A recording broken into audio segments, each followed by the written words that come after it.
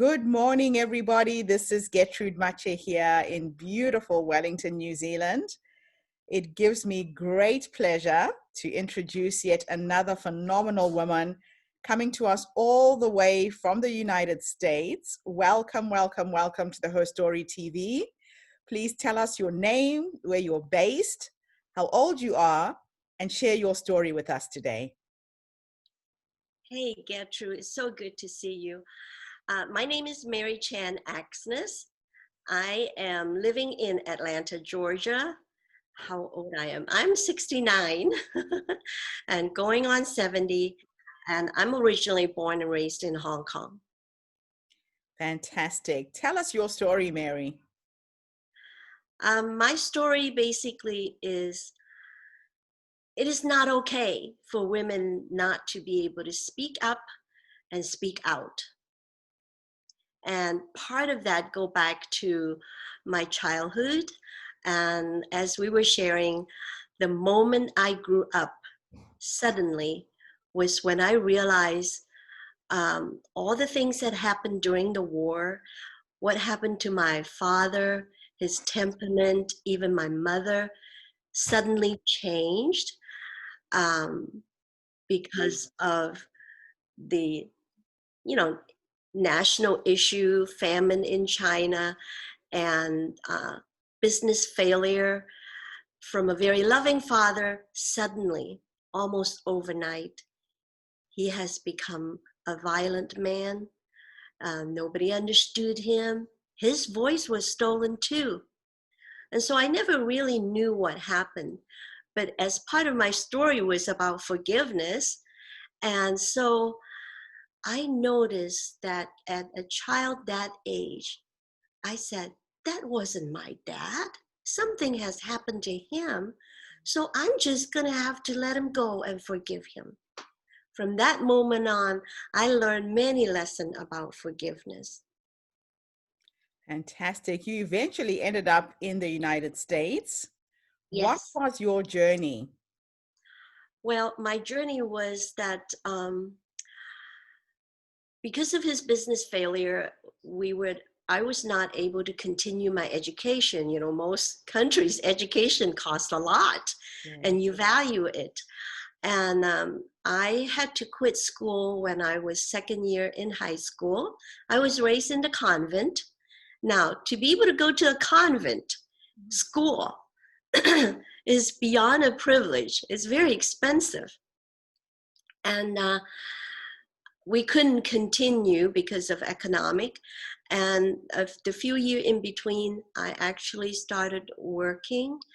And the year that JFK, President Kennedy, was shot, all I hear on the radio was, it's not what it's not what the country can do for you, but what you can do for the country. And being a person raised in the background of being highly responsible, I said, oh, Hong Kong is a colony. I wanted a country. And in the US dollar, it says, in God we trust. I said, I trust. And so I decided to come to United States. Too simple, but it's very profound for a teenager. Wow. So where did you find yourself in the US, and how did your life unfold when you got there? Oh, when I was in Hong Kong, through various jobs, I, for whatever reason, I speak English well. And I became a tour guide of Hong Kong. And from there, I have, every other week, new group came from the US. And from there, I met many people. And everyone says, because I'm so petite, they said, why did you come to the US? And I said, if I ever come to the US, I want to go back to school, finish my education, and maybe get married. Well, this couple, they were not missionaries or anything, but they have a heart. They were actually looking for somebody. They were not even meant to be on this trip. And we're still friends up to this day. And he's a dentist and she's a nurse. and she's a Bible teacher for women. And she said, we've been looking for somebody like you. And then he says, I just love your teeth. And that's how the relationship started. And after a couple of years, I expressed that I would like to go to United States, hope to pursue my education. And from there, they kind of helped me, got over to the States, and I became their live-in nanny, but mainly like a daughter. So I got my second dad. Fantastic. It's amazing how in life you bump into people who can change the trajectory of your life Yes, forever. And yes. I know that a lot of your work is in the healing world. How did you stumble across that profession and what do you do? Well, as far as my profession, I've always been in, I love makeup. Remember, I was raised in a convent. You cannot wear makeup. Yes. Everything has to be black and white, including your underwear. So what happened was I said, I just wanted to wear makeup and someday have sex and have babies. So I don't belong to the convent. And with that said, I I just dream about making myself pretty because when I was born, not being the oldest as a boy was a big disappointment to my dad. And he would tell me, you will go to the UN, you will be an ambassador. But I'm a girl. And so, and also I was born premature, therefore I wasn't supposed to live. But somehow I was spared and I became his favorite. But coming here, started to go to school, a whole new world opened up, and there's just opportunity after opportunity to let me go to school almost for free. It sounds to me like you grabbed those opportunities. Some people will go to a new country, opportunities are around them, but they don't grab those opportunities. Why was education so important to you?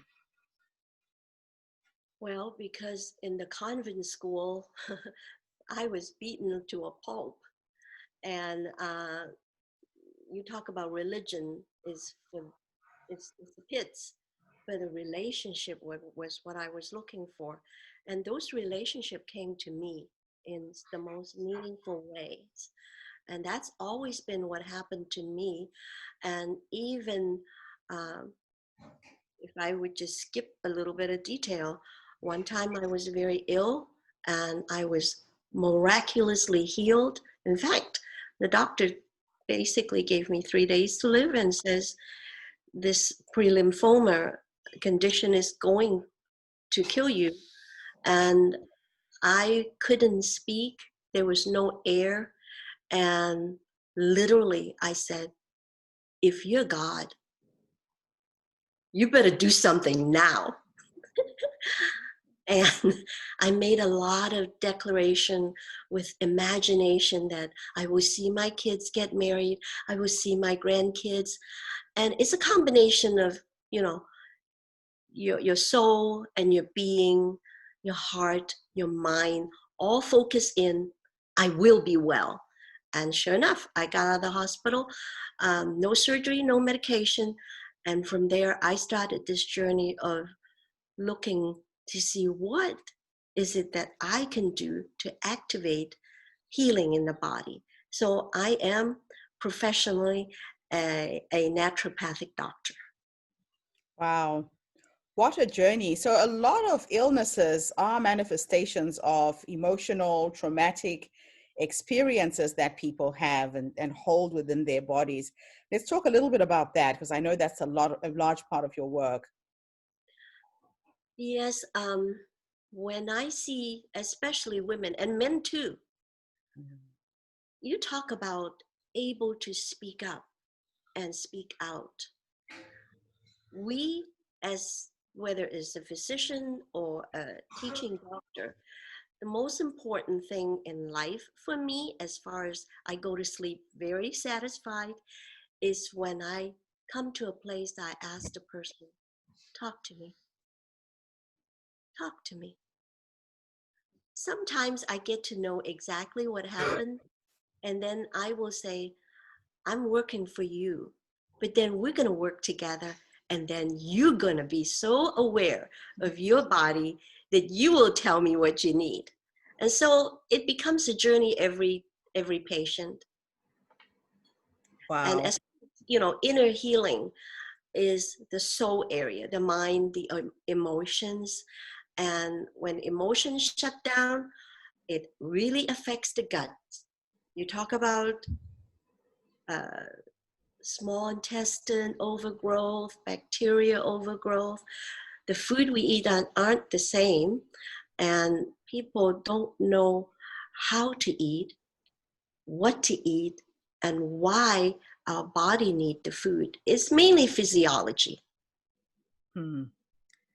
Wow. So tell me, what is one worthwhile investment that you've made in your life, whether it's time, money, energy, that has changed your life forever? Worthwhile, I would say that I am relentless about uh, what I say yes to.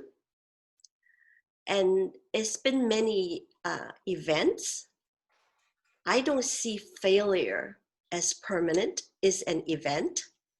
So with that in mind, everything I do contribute to uh, somehow gonna pass it on to other people.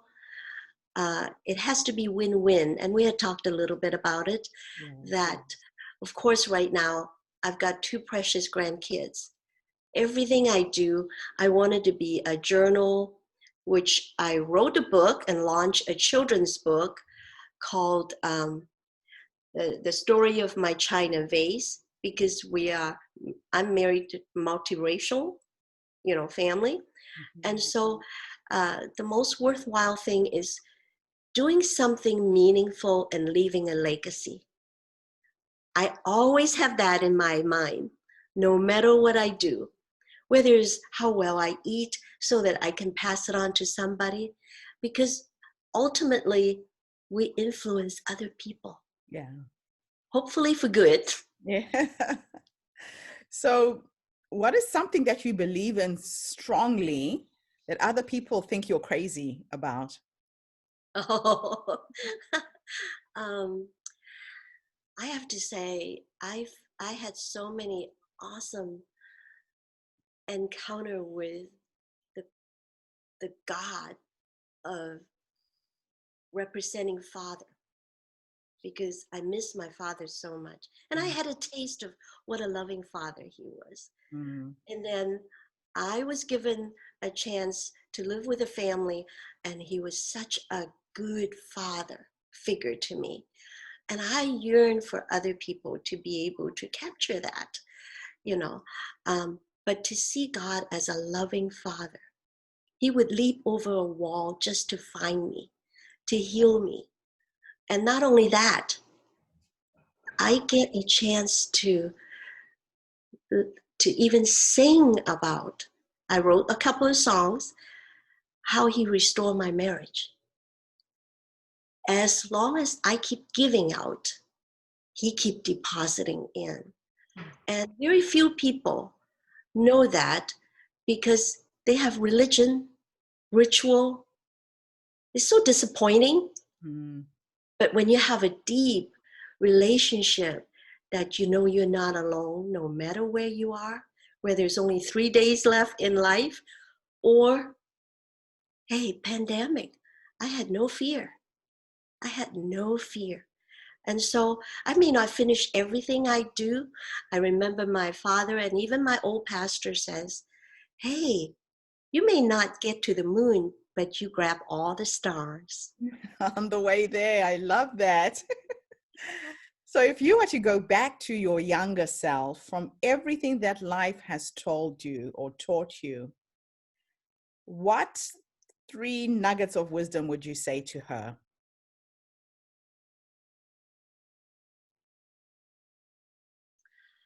Because in my culture, it's not okay to express ourselves with emotions. I would say speak up, which I have been part of my journey of inner healing, is uh, speak up about, I feel, I want, I would have liked to have this done. That's very healing. Mm, That's part of why we were talking about writing is so important. yes. Journaling. I started by journaling, and here on a writing journey with Gertrude and many other people. To me, that's on the way to the moon. I love that. And And then the other two is just, again, leaving a legacy. My grandchildren are so receptive. And in my talk, in my book or story, I did talk about what are the lies in the life. When you hear something, can you discern, is that a lie? yes. Uh-huh. They're very, very young. And so we would make up games. And someday when I'm in front of an audience, I'm going to practice with them, because when we get too old, we think we know it all. When Yes. the new things keep coming in, and when you know that's a lie, that's a deception, then you can receive wisdom. Oh, I love that. Now let me teleport you into your future. Oh, okay. If time was an illusion and your past and your present and your future existed in the same timeline, and you can have a conversation with the future you 20 years from now, based on how you're living your life, what would you say to her? Well done. I didn't waste a moment. It may be late, but that's not an issue. And it's never too late. It's never too late. And also, having a growth mindset is more important than anything. I'm grabbing stars. Oh, I love it. I don't think I will ever forget that quote. Grab those stars along the way to the moon. That is so beautiful. Thank you, thank you, thank you so much, Mary, for coming online and sharing your nuggets of wisdom. I want to Thank you. end with one final question. And it's something you said earlier about forgiveness. Yes. A lot of people get stuck because of family relationships that have gone wrong. What has forgiveness done for you? Oh, big deal. Your growth really depends on an attitude of forgiving.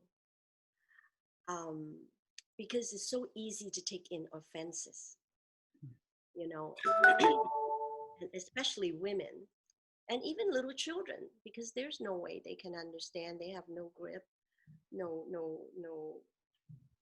no way to filter their feelings and their emotions.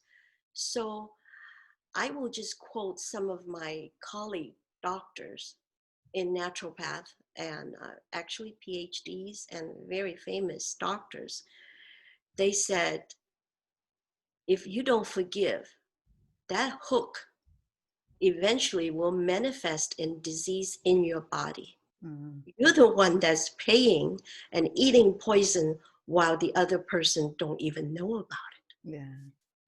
Forgiveness is you receive that gift of the kind of salvation that we receive and release the person from your hook of judgment. And the minute you do that, and I've personally seen it, I've experienced it, I have like windows and big doors of opportunity open up to me for that one act of emotionally letting somebody off my judgment. That's very deep and Mm, it can be very profound. There's many ways of teaching it. I love teaching it because as a pastor, I talk about inner healing. You mm, want true healing? You let other people and bless them. Let other people off your meat hook. It's like a hook, mm, and you can't grow. That's how come, in my husband's job, he's a palliative physician.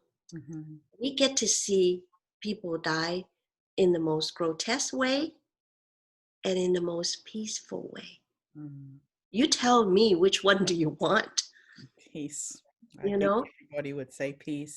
to me, it's literally better than paying your insurance ahead of time.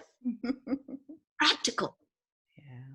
Oh, thank you so much, Mary. It's been such an honor and a pleasure to interview you today. Your words of inspiration will go out into the world. Thank you for coming on the Her Story TV and sharing your wisdom. Thank you. Thank you, Gertrude. It's been a pleasure. Take care. Bye, everybody. See you in the next episode.